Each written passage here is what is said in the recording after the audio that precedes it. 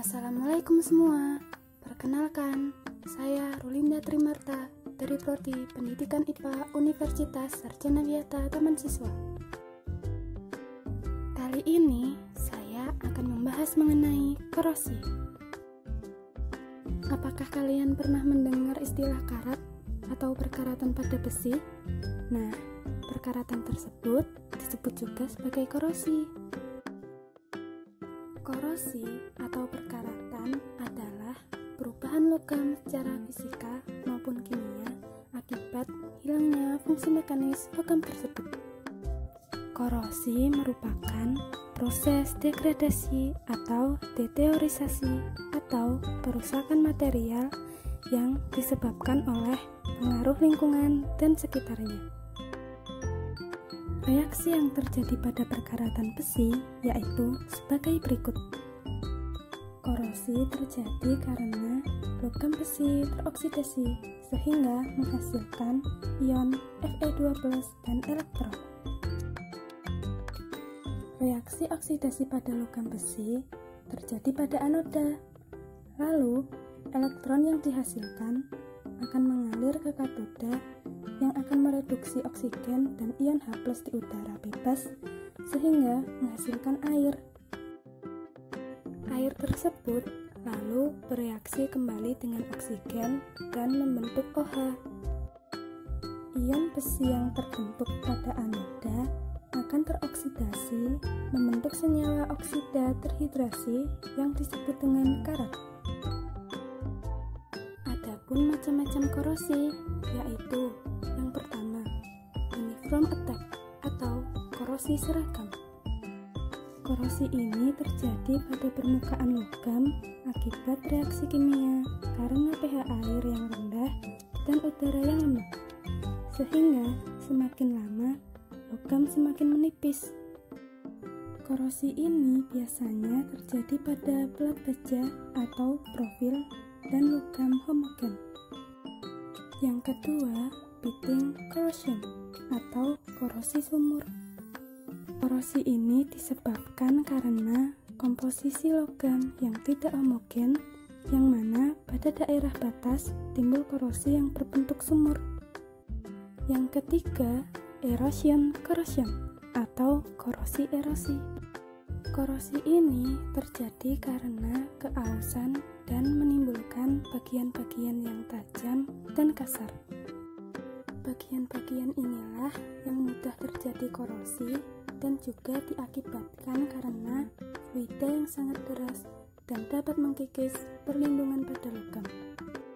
Korosi ini biasanya terjadi pada pipa dan propeller. Yang keempat yaitu galvanized corrosion atau korosi galvanis. Korosi ini terjadi karena adanya dua logam yang berbeda dalam satu elektrolit sehingga logam yang lebih anodik akan terkorosi. Yang kelima, stress corrosion atau korosi tegangan. Korosi ini terjadi karena butiran logam yang berubah bentuk yang diakibatkan karena logam mengalami perlakuan khusus seperti diregang, ditekuk, dan lain sebagainya sehingga butiran menjadi tegang. Butiran ini sangat mudah bereaksi dengan lingkungan. Yang keenam yaitu crevasse corrosion atau korosi celah. Korosi ini terjadi pada logam yang berdempetan dengan logam lain yang mana diantaranya ada celah yang dapat menahan kotoran dan air sehingga konsentrasi O2 pada mulut kayak disbanding pada bagian dalam sehingga bagian dalam lebih anodik dan bagian mulut jadi katodik. Yang ketujuh yaitu korosi mikrobiologi. Korosi ini terjadi karena mikroba. Mikroorganisme yang mempengaruhi korosi antara lain bakteri, jamur, alga, dan protozoa.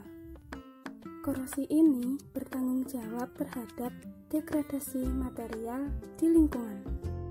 Mikroorganisme umumnya lainnya berhubungan dengan permukaan korosi, kemudian menempel pada permukaan logam dalam bentuk lapisan tipis atau biodeposit. Yang kedelapan yaitu fatigue corrosion atau korosi lelah. Korosi ini terjadi karena logam mendapatkan beban siklus yang terus berulang, sehingga semakin lama logam akan mengalami patah karena terjadi kelelahan logam. Korosi ini biasanya terjadi pada turbin uap, pengeboran minyak, dan propeller kapal. Hal-hal yang mempengaruhi terjadinya karat atau korosi antara lain. Yang pertama, oksigen. Semakin tinggi kadar oksigen pada suatu tempat, maka reaksi oksidasi akan mudah terjadi, sehingga besi akan lebih cepat mengalami perkaratan. Yang kedua yaitu kelembapan udara. Yang ketiga yaitu pH. Pada pH yang optimal, maka korosi akan semakin cepat. Dan yang keempat yaitu temperatur. Semakin tinggi temperatur, maka korosi akan semakin cepat terjadi. Cara mencegah terjadinya korosi yaitu yang pertama, memilih logam yang tepat untuk suatu lingkungan dengan kondisi-kondisinya. Yang kedua, memberi lapisan pelindung agar lapisan logam terlindung dari lingkungannya. Yang ketiga, perlindungan secara elektrokimia dengan anoda karbon atau arus tandingan. Dan yang terakhir, memperbaiki lingkungan supaya tidak korosif. Seperti itulah penjelasan singkat dari saya mengenai korosi. Mohon maaf bila ada salah dan banyak kekurangan. Terima kasih.